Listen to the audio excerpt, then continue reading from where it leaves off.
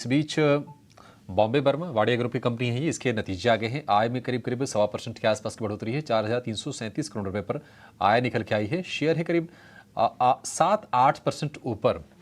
Margin के और मुनाफे के आंकड़ों पर भी नजर रहेगी कि वो आंकड़े कैसे निकल के आते हैं, लेकिन नतीजे आने के बाद हम देख रहे हैं कि रफ्तार पकड़ी है शेयर ने बॉम्बे बर्मा के।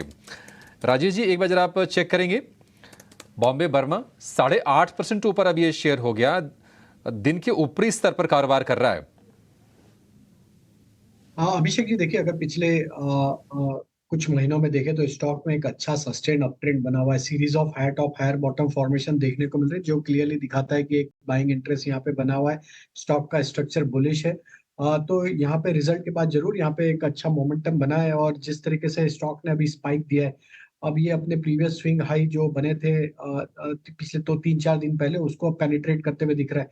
हमें लगता है 1800 के लेवल अगर ये क्रॉस करने में कामयाब होता है आज क्लोजिंग बेसिस पे, तो इसका नेक्स्ट लक्ष्य 1940 की तरफ भी आते हुए दिखेगा। तो ओवरऑल स्ट्रक्चर बुलिश है। वॉलेटिलिटी में स्टॉक में अगर कोई डिप मिलती तो ऐड किया जा सकता है। करंट लेवल से जो स्टॉप लॉस सजेस्ट करेंगे वो होंगे करीब 1720 के आसपास। ट्रेडिंग कॉल्स पता कर लेते हैं।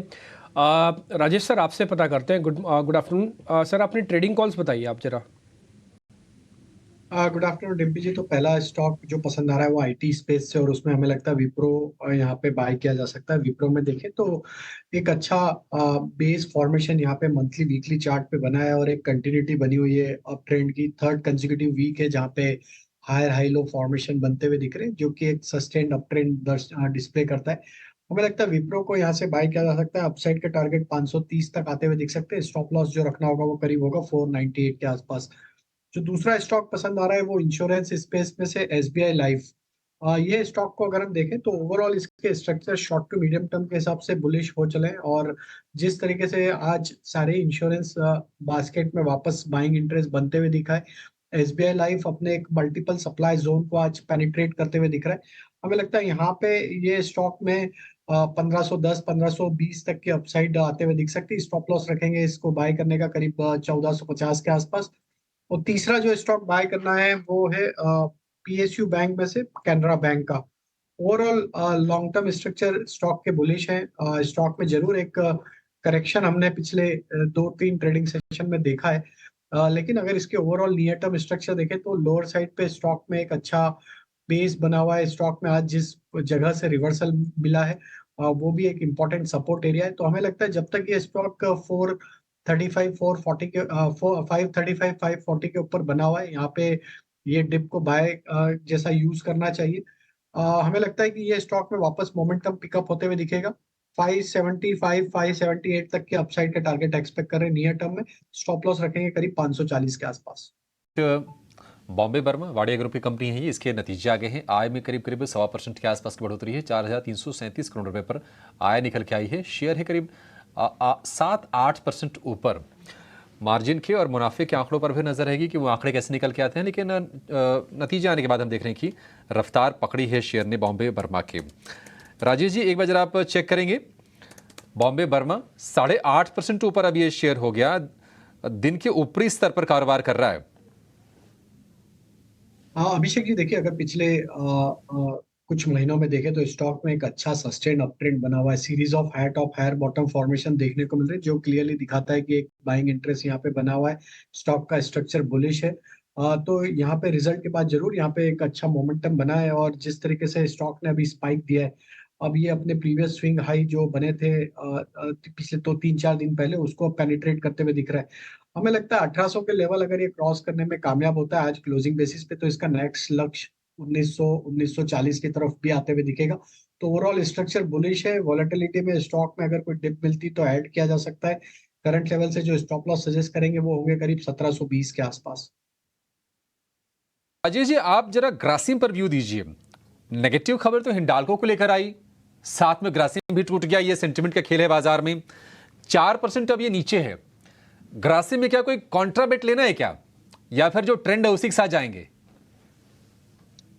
आई थिंक देखिए ग्रासिम में वापस जिस तरीके से गिरावट बनी है लास्ट 2 ट्रेडिंग सेशन में, स्टॉक अपने एक इम्पोर्टेंट क्रिटिकल सपोर्ट एरिया के आसपास अब ट्रेड करते हुए दिख रहा है। 2050 जो कि ऑलमोस्ट यहाँ से 10-12 रुपए नीचे के लेवल है, वो काफी इंपॉर्टेंट है। अगर वो जाते हैं तो ये स्टॉक में फर्दर और सेलिंग बनते हुए दिख सकती है। स्टॉक में आज जो गिरावट बनी है और आज का क्लोज अगर ये 2080 के नीचे ही करता है तो ये अब 50 डे मूविंग एवरेज के नीचे भी आज फिसलते हुए दिखेगा। तो हमें लगता है थोड़ा यहाँ पे और प्रेशर बनते हुए दिख सकता है। जिस तरीके से स्टॉक में मल्टीपल अटेम्प्ट में भी स्टॉक ने 2175 जो कि इसके एक मेजर रेजिस्टेंस है उसको क्रॉस करने में कामयाब नहीं हुआ है और अब ये 20 दिन और 50 दिन के मूविंग एवरेज के नीचे फिसला है तो हमें लगता है 2050 के नीचे फिसलेगा तो इसका नेक्स्ट लोअर साइड का टारगेट 2020 की तरफ भी बढ़ते हुए दिख सकता है।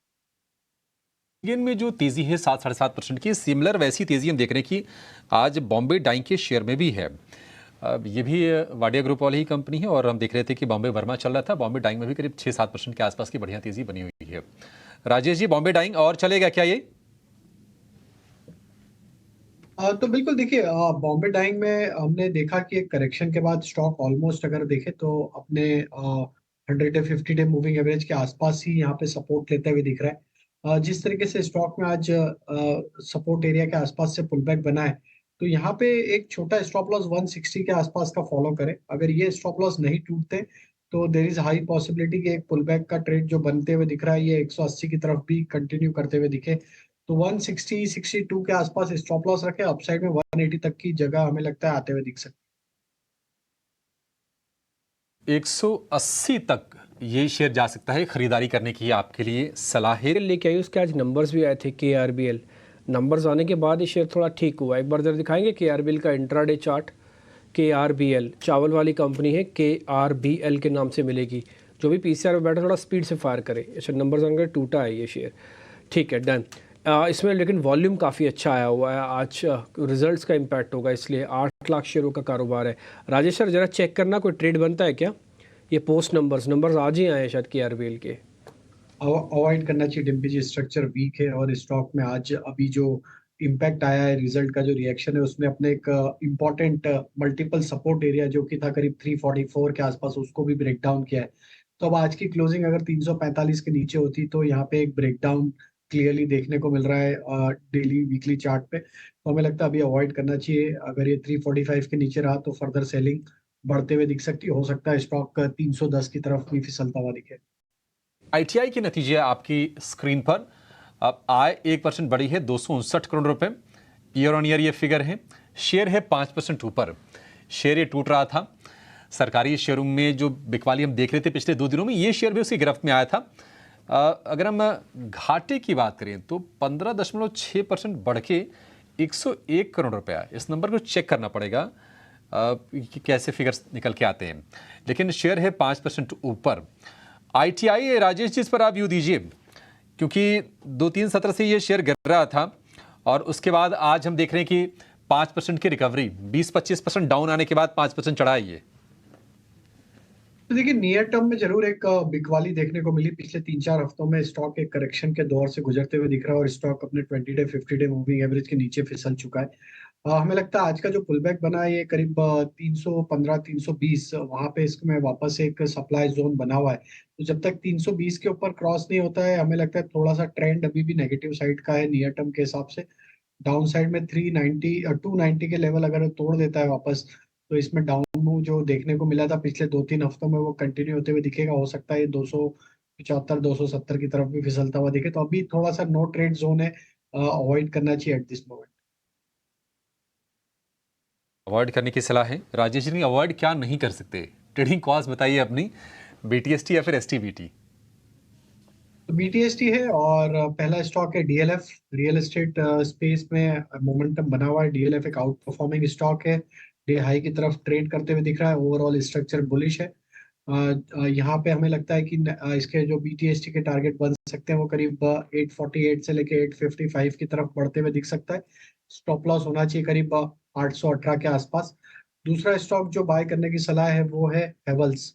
हेवल्स में भी देखें तो एक अंडर परफॉर्मेंस था स्टॉक में, लेकिन अब स्टॉक ने एक बेस बना के आज के सेशन में जिस तरीके से मूव बना है ये स्टॉक में अपने पिछले 5-7 दिन का एक जो कंसोलिडेशन रेंज था उसका ब्रेकआउट आज यहाँ पे रजिस्टर होते हुए दिख रहा है। हमें लगता है हेवल्स का मोमेंटम एक्सटेंड होते हुए दिख सकता है टुवर्ड्स 1395 1410 की तरफ। स्टॉप लॉस रखेंगे करीब 1340 के आसपास। और तीसरा स्टॉक जो बाय करना है वो फार्मा स्पेस से और उसमें हमें लगता है लुपिन के साथ जाना चाहिए। एक क्लियर आउट परफॉर्मिंग स्टॉक है, डे हाई की तरफ स्टॉक ट्रेड करते हुए दिख रहा है। 1640 1650 के टारगेट के लिए बाय किया जा सकता है लुपिन। स्टॉप लॉस होंगे करीब 1585 के आसपास। ये आपने आईटीआई के नंबर्स देख पा रहे थे, उसमें आपने देखा होगा कि लॉस बढ़ा है और 101 करोड़ रुपए का नंबर आया है। इस बार का लॉस बढ़कर 87 करोड़ से घाटे से बढ़कर घाटा 101 हुआ है। एक्चुअली वो नंबर YOY है, यानी साल दर साल है। अगर आप इसका लास्ट क्वार्टर से कंपेयर करेंगे ना, तो इसको 126 करोड़ के घाटे से घाटा 101 करोड़ हुआ है। तो क्वार्टर ऑन क्वार्टर नंबर ठीक है, घाटा कम कर रही है कंपनी। इस बार के क्वार्टर नंबर्स पे कम हुआ है। मैं फिर से रिपीट कर देता हूँ, 126 करोड़ से घाटा कम होके 101 हुआ है। अदरवाइज अगर YOY आप कंपेयर करेंगे, मैं आपको वो डेट भी बता रहा हूँ, मैं 13/12/22 से 13/12/23 को कंपेयर कर रहा हूँ, तो नंबर्स आपके बड़े हैं। 87 से 101 हुआ है। अगर मैं 30/9/2023 से यानी कि लास्ट क्वार्टर से और 31/12 वाले से कंपेयर कर रहा हूँ, तो आपका ये घाटा थोड़ा कम हुआ है 126 करोड़ से। इसलिए शायद ये शेयर आपको 5% ऊपर दिख रहा है। क्वार्टरली नंबर्स का रिफ्लेक्शन काफ़ी स्ट्रॉन्ग है।